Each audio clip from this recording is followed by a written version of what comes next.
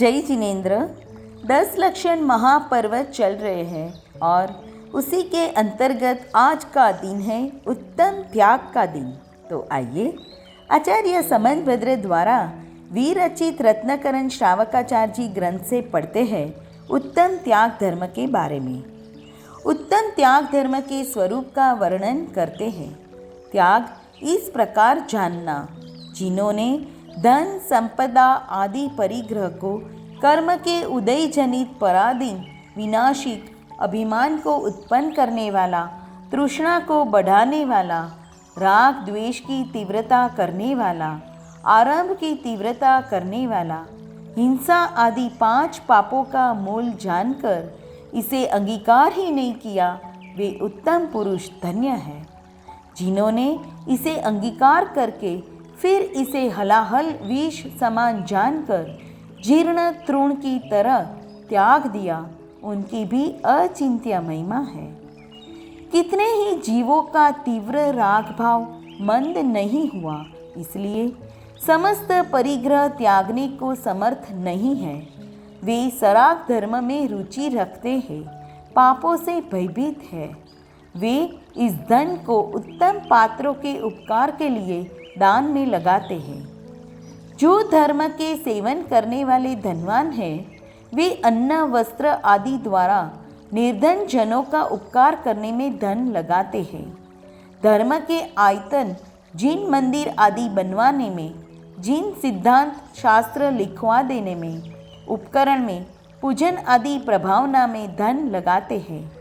दुखी दरिद्री रोगियों के उपकार में तन मन से करुणावान होकर धन लगाते हैं। वे अपना धन व जीवन सफल करते हैं। दान है वह धर्म का अंग है। अपनी शक्ति प्रमाण भक्ति पूर्वक गुणों के धारी उज्जवल पात्रों को जो दान देता है, वह जीव की महान सुख सामग्री को परलोक में ले जाने वाला है तथा निर्विघ्न स्वर्ग को व भोग भूमि को प्राप्त कराने वाला है, ऐसा जानो। दान की महिमा तो अज्ञानी बाल गोपाल भी करते हैं।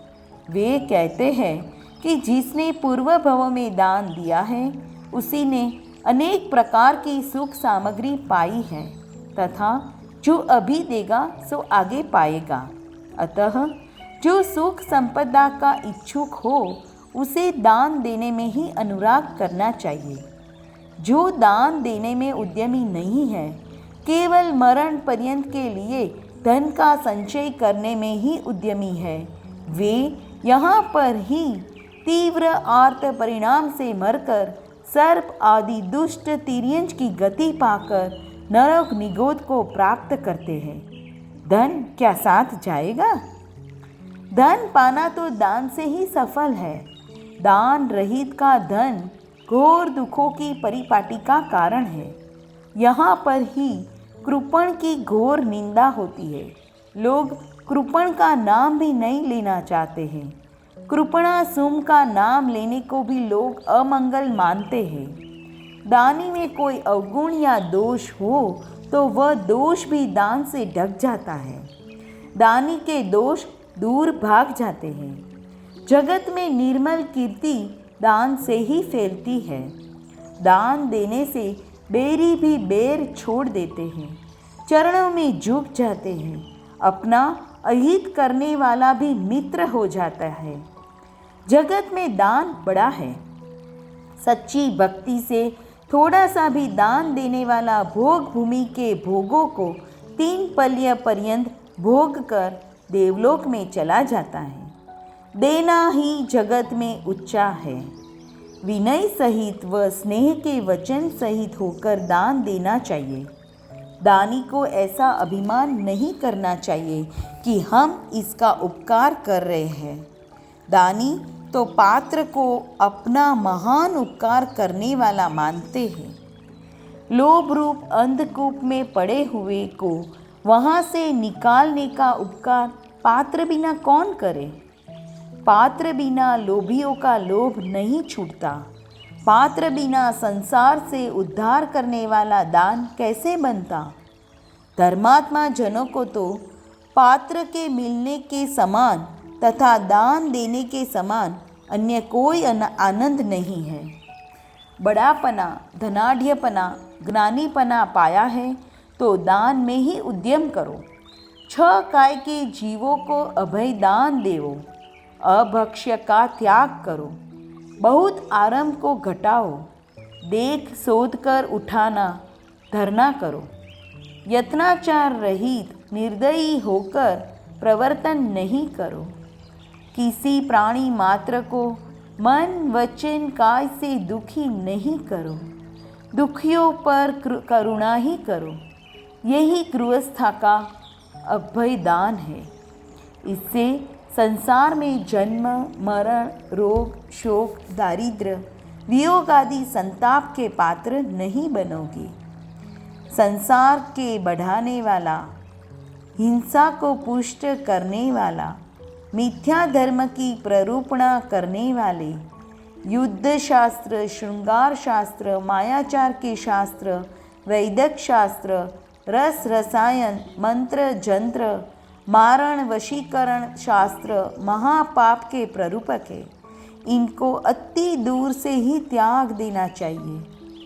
भगवान वितराग सर्वज्ञ के कहे, दया धर्म की प्ररूपणा करने वाले, स्याद्वाद रूप अनेकांत का प्रकाश करने वाले, नए प्रमाण द्वारा तत्वार्थों की प्ररूपणा करने वाले शास्त्रों को अपने आत्मा को पढ़ाने के द्वारा आत्मा के उद्धार के लिए अन्य को व अपने लिए दान करो। अपनी संतान को ज्ञान दान करो तथा अन्य धर्म बुद्धि वाले धर्म के रोचक इच्छुक हो उनको शास्त्र दान करो। जो ज्ञान के इच्छुक है वे ज्ञान दान के लिए पाठशाला की स्थापना करते हैं, क्योंकि धर्म का स्तंभ ज्ञान ही है। जहाँ ज्ञान दान होगा वहाँ धर्म रहेगा। अतः ज्ञान दान में प्रवर्तन करो। ज्ञान दान के प्रभाव से निर्मल केवल ज्ञान प्राप्त होता है। रोग का नाशक करने वाली प्रासुक औषधि का दान करना चाहिए। औषधि दान बड़ा उपकारक है। रोगी को तुरंत तैयार औषधि मिल जाए उसका बड़ा आनंद है। किसी निर्धन को जिसकी सेवा टहल करने वाला कोई नहीं हो, यदि उसे तैयार बनी हुई औषधि मिल जाए तो वह उसे निधियों के लाभ के समान मानता है। औषधि लेकर जो स्वस्थ हो जाता है वह समस्त व्रत तप संयम पालता है, ज्ञान का अभ्यास करता है। औषधि दान के द्वारा वात्सल्य, स्थितिकरण, निर्विचिकित्सा इत्यादि अनेक गुण पुष्ट होकर प्रकट होते हैं। औषधि दान के प्रभाव से रोग रहित देवों की वैक्रयिक देह प्राप्त होती है। आहार दान समस्त दानों में प्रधान है। प्राणी का जीवन, शक्ति, बल, बुद्धि ये सभी गुण आहार बिना नष्ट हो जाते हैं। जिसने आहार दान दिया उसने प्राणियों को जीवन, शक्ति, बल, बुद्धि सभी कुछ दिया। आहार दान से ही मुनि व श्रावक का समस्त धर्म चलता है। आहार बिना ये मार्ग भ्रष्ट हो जाएंगे। आहार ही सभी रोगों का नाश करने वाला है। जो आहार दान देता है वह मिथ्या दृष्टि भी भोग भूमि में कल्प वृक्षों के द्वारा प्रदत्त 10 प्रकार के भोगों को असंख्यात काल तक भोगता है तथा क्षुधा तृषा आदि की बाधा रहित होकर आंवले के बराबर 3 दिन के अंतर से भोजन करता है। सभी प्रकार के दुख, क्लेश आदि से रहित होकर असंख्यात वर्ष तक सुख भोगकर देवलोक में जाकर उत्पन्न होता है। अतः धन को पाकर 4 प्रकार के दान में प्रवर्तन करो।